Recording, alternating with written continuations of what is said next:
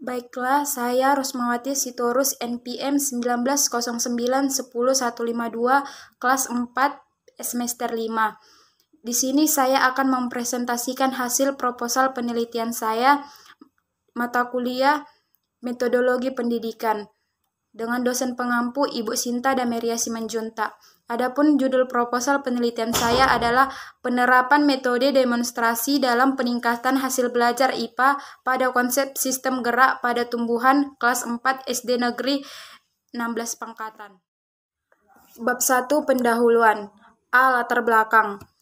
Mengajar adalah upaya dalam memberi rangsangan, bimbingan, pengarahan, dan dorongan kepada anak didik agar terjadi proses belajar mengajar.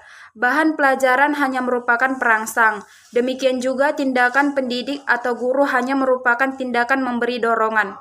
Semua upaya tertuju pada pencapaian tujuan. Oleh karena itu, sering dikatakan bahwa mengajar adalah mengorganisasikan aktivitas peserta didik dalam arti yang luas. Peranan guru atau pendidik bukan semata-mata memberikan informasi, melainkan juga sebagai penuntun dan pemberi fasilitas belajar. Agar proses belajar lebih memadai, maka diupayakan dengan menentukan strategi yang tepat, metode yang tepat, media yang optimal, perencanaan yang matang, dan sebagainya. B. Identifikasi masalah. Bertolak dari latar belakang yang dikemukakan di atas, maka yang menjadi permasalahan dalam penelitian ini adalah 1. Bagaimana hasil belajar IPA siswa SD Negeri 16 Pangkatan pada konsep sistem gerak pada tumbuhan. Yang kedua, apakah dengan menerapkan metode demonstrasi dapat meningkatkan hasil belajar IPA siswa SD Negeri 16 Pangkatan pada konsep demonstrasi? C. Batasan masalah. Agar tidak salah penafsiran dalam menelaah masalah yang dikemukakan di atas, maka penulis merasa perlu untuk membatasi masalah yang akan diteliti, yaitu berfokus pada penerapan metode demonstrasi dalam peningkatan hasil belajar IPA pada konsep sistem gerak pada tumbuhan kelas 4 SD Negeri 16 Pangkatan. D. Rumusan masalah. Bertitik tolak dari uraian latar belakang di atas, maka permasalahan dalam penelitian adalah apakah penerapan metode simulasi dalam meningkatkan hasil belajar IPA siswa SD Negeri 16 Pangkatan pada konsep sistem gerak pada tumbuhan. E. Tujuan penelitian. Sesuai dengan rumusan masalah yang telah dikemukakan, maka penelitian ini bertujuan untuk meningkatkan hasil belajar IPA siswa SD Negeri 16 Pangkatan pada konsep sistem gerak pada tumbuhan. F. Manfaat penelitian. Manfaat penelitian ini adalah sebagai berikut. Manfaat secara teoritas. Yang pertama, meningkatkan keaktifan siswa selama kegiatan belajar mengajar berlangsung. Yang kedua, meningkatkan pemahaman siswa dalam memahami konsep sistem gerak pada tumbuhan. G. Definisi operasional. Agar tidak menimbulkan penafsiran yang keliru terhadap judul penelitian ini, maka perlu dijelaskan sebagai berikut. Yang pertama, metode demonstrasi adalah cara penyajian pengalaman belajar dengan menggunakan situasi tiruan untuk memahami tentang konsep, prinsip, atau keterampilan tertentu. Yang kedua, hasil belajar adalah bukti keberhasilan usaha yang dicapai. Yang ketiga, gerak pada tumbuhan adalah merupakan salah satu konsep IPA yang diajarkan di kelas 4 pada semester ganjil yang meliputi gerak endonon, gerak ensionom, dan gerak higrokopis. Yang keempat, demonstrasi. Penyajian pengalaman belajar dengan menggunakan situasi tiruan untuk memahami tentang konsep prinsip atau keterampilan tertentu. Bab 2, tinjauan pustaka. A. Hakikat belajar IPA. Definisi tentang IPA atau sains telah banyak dikemukakan antara lain menurut Supriyadi pada tahun 2010.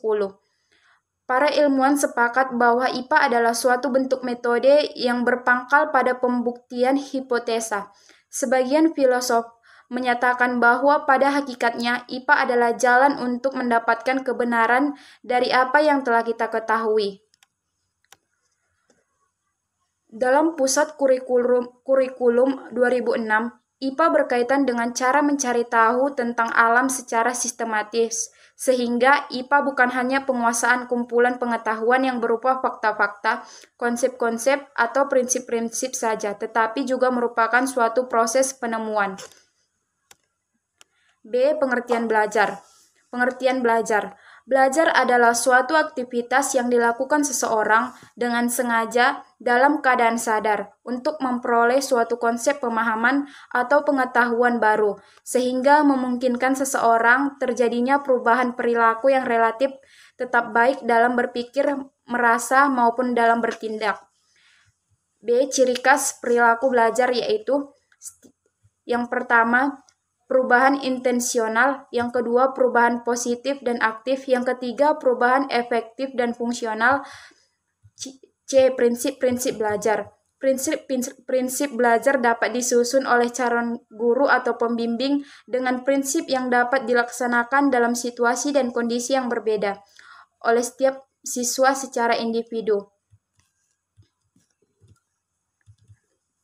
C. Metode mengajar. Yang pertama, pengertian metode mengajar.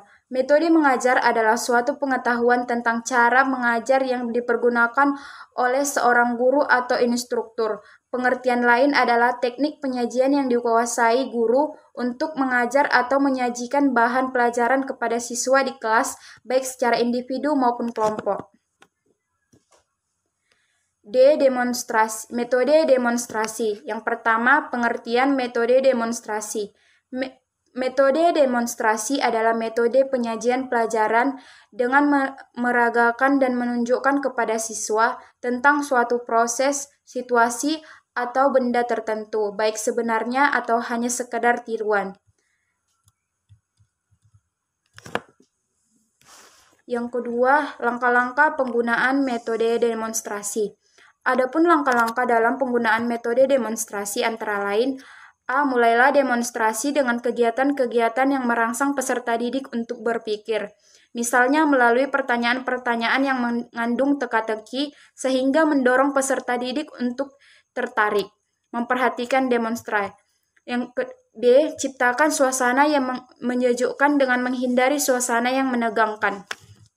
C. Yakin bahwa semua peserta didik mengikuti jalannya demonstrasi dengan memperhatikan seluruh reaksi peserta didik.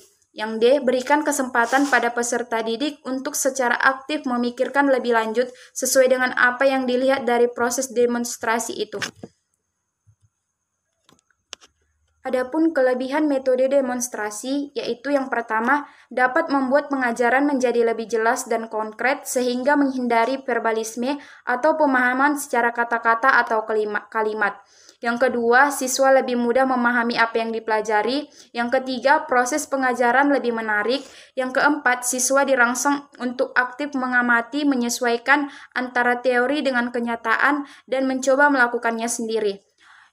B. Kekurangan metode demonstrasi. Yang pertama, metode ini memerlukan keterampilan guru secara khusus karena tanpa ditunjang dengan hal itu pelaksanaan demonstrasi tidak akan efektif. Yang kedua, fasilitas seperti peralatan tempat dan biaya yang memadai tidak selalu tersedia dengan baik. Yang ketiga, demonstrasi memerlukan kesiapan dan perencanaan yang matang, di samping memerlukan waktu yang cukup panjang. E. Hasil belajar. Yang pertama, pengertian hasil belajar. Menurut Hamalik, hasil belajar adalah sebagai terjadinya perubahan tingkah laku pada diri seseorang yang dapat diamati dan diukur bentuk pengetahuan, sikap, dan keterampilan. Perubahan tersebut dapat diartikan sebagai terjadinya peningkatan dan pengembangan yang lebih baik dari sebelumnya dan yang tidak tahu menjadi tahu. F. Ruang lingkup materi. Yang pertama, gerak endonom. Gerak tumbuhan yang disebabkan oleh rangsangan dari dalam sel atau tubuh tumbuhan itu sendiri disebut gerak endonom. Gerakan ini contohnya terjadi pada kloroplas yang bergerak berkeliling di dalam sel.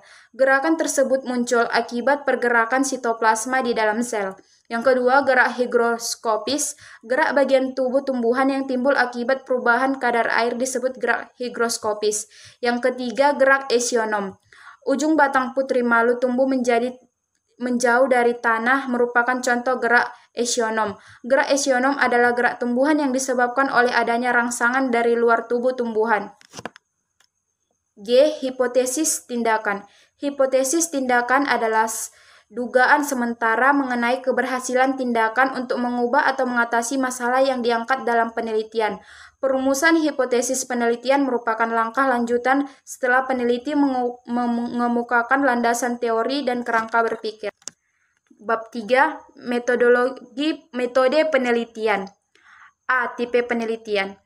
Tipe penelitian yang digunakan adalah tipe PTK atau penelitian tindakan kelas, yaitu penerapan metode demonstrasi dengan tujuan untuk melihat peningkatan hasil belajar IPA pada konsep fotosintesis di SD Negeri 16 Pangkatan. B. Waktu dan lokasi penelitian. Penelitian ini akan dilaksanakan pada semester genap tahun 2022 selama 1 bulan, berlokasi di SD Negeri 16 Pangkatan. C. Desain penelitian tindakan kelas. Penelitian tindakan kelas yang dilaksanakan ini adalah menggunakan model Kurt-Lewin. Keempat langkah utama adalah dalam PTK, yaitu merencanakan, melakukan tindakan perbaikan, mengamati, dan refleksi merupakan satu siklus dari beberapa siklus yang ada dalam PTK. D. Subjek penelitian. Subjek penelitian ini adalah seluruh siswa kelas 4 SD Negeri 16 Pangkatan yang berjumlah 20 orang. Kelas 4 SD Negeri 16 Pangkatan ini dipilih sebagai tempat penelitian karena berdasarkan hasil observasi peneliti. Kelas tersebut mendapatkan nilai rata-rata terendah 1 tahun terakhir pada pokok pembahasan sistem gerak pada tumbuhan. E. Indikator keberhasilan. Sebagai indikator keberhasilan dalam penelitian tindakan kelas untuk tiap siklus adalah jika minimalnya 75% siswa telah memperoleh nilai minimal 60 atau ketentuan dari sekolah. Seseorang siswa dikatakan telah mencapai ketentuan belajar secara individual apabila siswa tersebut telah mencapai nilai kurang lebih 60 atau ketentuan dari sekolah atau standar ketuntasan belajar minimal. F. Sumber dan jenis data. Sumber dan jenis data yang digunakan dalam penelitian ini adalah yang pertama data primer, yaitu data yang langsung diperoleh pada lokasi penelitian. Yang kedua data sekunder adalah data yang dapat atau diperoleh dari berbagai literatur, hasil penelitian dari instansi yang berkaitan dengan permasalahan yang diteliti. G. Instrumen penelitian. Untuk mendapatkan data yang diperlukan dalam penelitian ini, digunakan instrumen berupa tes yang diujikan kepada siswa kelas 4 SD Negeri 16 Pangkatan. H. Prosedur penelitian. Prosedur penelitian tindakan kelas ini terdiri dari 2 siklus, dengan tiap siklus dilaksanakan sesuai dengan perubahan yang ingin dicapai pada faktor yang diselidiki. Demikianlah hasil pemaparan proposal penelitian saya. Semoga bermanfaat dan terima kasih.